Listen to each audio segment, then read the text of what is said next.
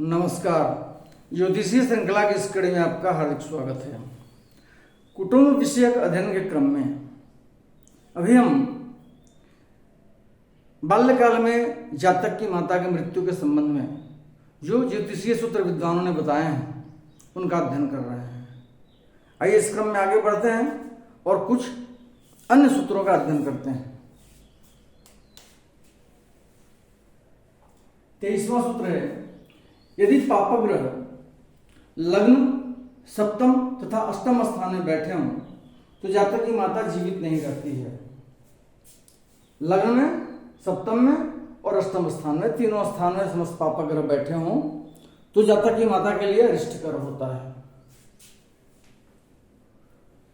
यदि किसी पापग्रह से चंद्रमा किसी अन्य पापग्रह के साथ होकर सप्तम अथवा अष्टम स्थान में बैठा हो तथा बलि पापग्रह से दृष्ट हो तो जातक की माता की मृत्यु होती है। किसी पापग्रह से सप्तम अथवा अष्टम स्थान में चंद्रमा किसी अन्य पापग्रह के साथ बैठा हो, अर्थात कोई पापग्रह कुंडली में कहीं भी बैठा हो तो उससे सप्तम अथवा अष्टम स्थान में चंद्रमा बैठा हो और उसके साथ कोई पापग्रह बैठा हो और वैसे चंद्रमा पर किसी अन्य पापग्रह की बलि पापग्रह की दृष्टि पड़ रही हो तो ऐसी स्थिति में जातक की माता की मृत्यु होती है। अगला सूत्र है, चंद्रमा से चतुर्थ स्थान में यदि कोई पापग्रह अपने शत्रु की राशि में बैठा हो और केंद्र में कोई शुभ ग्रह नहीं हो तो माता की मृत्यु होती है। चंद्रमा जहां भी बैठा हो उससे चतुर्थ स्थान में कोई पापग्रह अपने शत्रु की राशि में होकर के बैठा हो और केंद्र में कोई शुभ ग्रह नहीं हो तो जातक की माता की मृत्यु होती है। यदि लग्न, सप्तम तथा द्वादश स्थान में क्रूर ग्रह बैठे हों और द्वितीय स्थान में शुभ ग्रह हो तो माता की कौन के पूरे परिवार का नाश होता है। लग्न में, सप्तम भाव में और द्वादश स्थान में, ये तीन स्थानों में क्रूर ग्रहों की स्थिति हो, क्रूर ग्रह बैठे हुए हों और द्वितीय स्थान में, धन स्थान में कोई शुभ ग्रह बैठा हो तो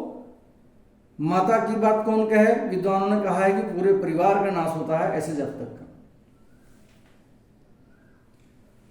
अगला सूत्र है, यदि लग्न में बृहस्पति, द्वितीय स्थान में शनि तथा तृतीय स्थान में राहु हो तो जातक की माता जीवित नहीं बचती है। लग्न में बृहस्पति बैठा हो, द्वितीय स्थान में शनि बैठा हो और तृतीय स्थान में राहु बैठा हो तो इस स्थिति में जातक की माता के लिए अरिष्टकर होता है। यदि क्षीण चंद्रमा से त्रिकोण में पापग्रह बैठे हों तथा शुभ ग्रह से युक्त अथवा दृष्ट नहीं हो तो 6 माह के अंदर माता की मृत्यु होती है। क्षीण चंद्रमा जहां भी बैठा हो उससे त्रिकोण में पापग्रह बैठे हों, क्षीण चंद्रमा से पंचम में भी और नवम में भी दोनों स्थान में पापग्रह बैठे हों और कोई शुभ ग्रह की दृष्टि उन पर नहीं पड़ रही हो या उनके साथ कोई शुभ ग्रह नहीं बैठा हो तो जातक के जन्म के 6 मास के भीतर ही जातक की माता की मृत्यु होती है। यदि शनि और मंगल एक ही नवांश में होकर किसी स्थान में एक साथ बैठे हों और चंद्रमा केंद्र में हो तो ऐसे जातक की यदि 2 माताएं भी हों तो भी नहीं बचती हैं। शनि और मंगल दोनों एक ही राशि के नवांश में होकर के कुंडली में कहीं एक साथ बैठे हों और चंद्रमा केंद्र में बैठा हो कुंडली में तो जातक की यदि 2 माताएं भी होती हों, विद्वानों का कथन है कि यदि मान लीजिए विमाता भी है जातक की तो वो भी नहीं बचती है, अर्थात ऐसे जातक को मातृसुख संभव नहीं होता है।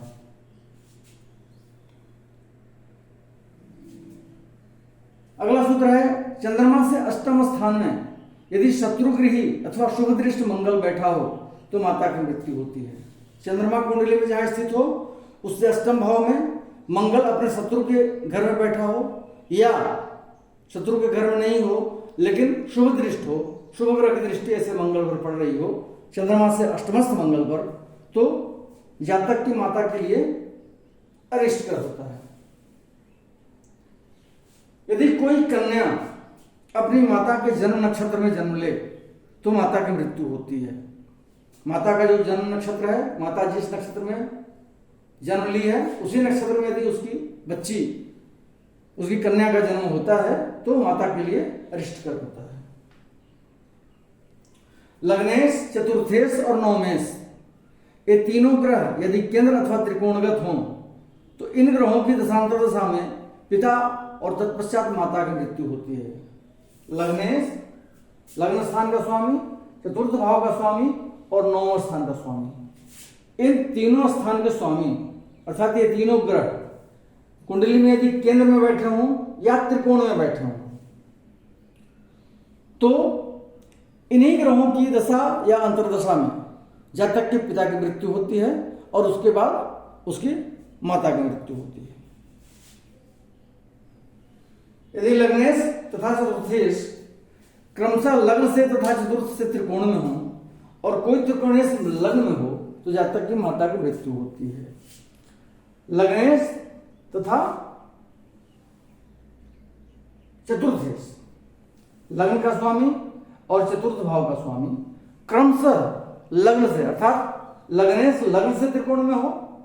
लग्न से पंचम या नौवां स्थान बैठा हो, और चतुर्थेश चतुर्थ से त्रिकोण स्थान में हो अर्थात चतुर्थ से त्रिकोण कौन हुआ, अष्टम अथवा द्वादश भाव में बैठा हो, और कोई त्रिकोणेश अर्थात पंचमेश या नौमेश में से कोई एक लग्न में बैठा हो। क्या है, लग्नेश और चतुर्थेश